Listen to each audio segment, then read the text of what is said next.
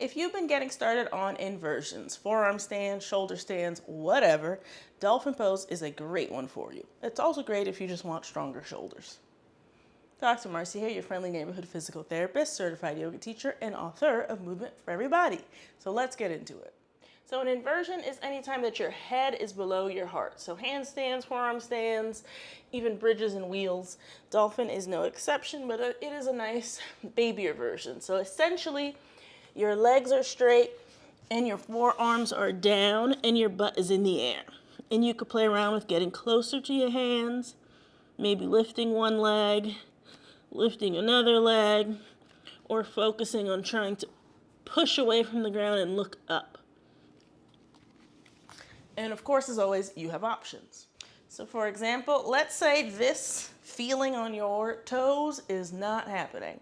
Whether it's uncomfortable, you had surgery, maybe you don't even have a foot, whatever. You can't balance on your foot and your toes as needed. You can raise the height of the floor, put your knees on that, and come down, and boom, you got the same energy. Whether you lean forward a little bit more into it, whether you put this a little higher, that's up to you. Just make sure that this is something that you can wiggle around on and it's sturdy and safe. Okay, let's say you don't want to get onto the ground for whatever reason.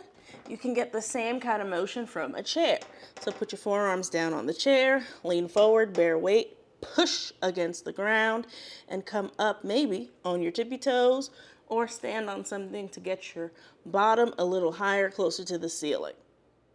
A couple of key points for success. You want to make sure you understand how to engage the shoulders. So if you get into it and you find yourself just feeling like you're sinking down, then maybe scale it back, come to hands and knees, or if you're standing, hands on the chair, and work on pushing yourself away and understanding how to engage the shoulders to do that, because that is the action that's going to keep you from collapsing to the floor.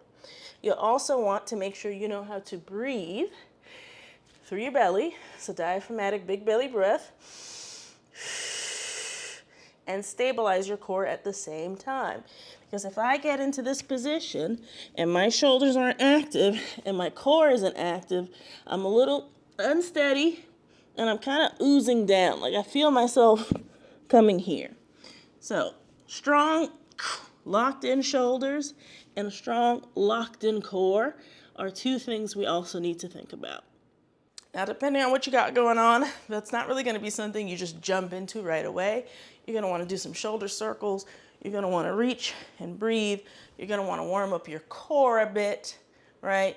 You're going to want to work on some glutes and some leg action to make sure you're nice and warm and ready for that, because it can be intense. In general, inversions can be pretty intense. In general, also, you might not be good for it.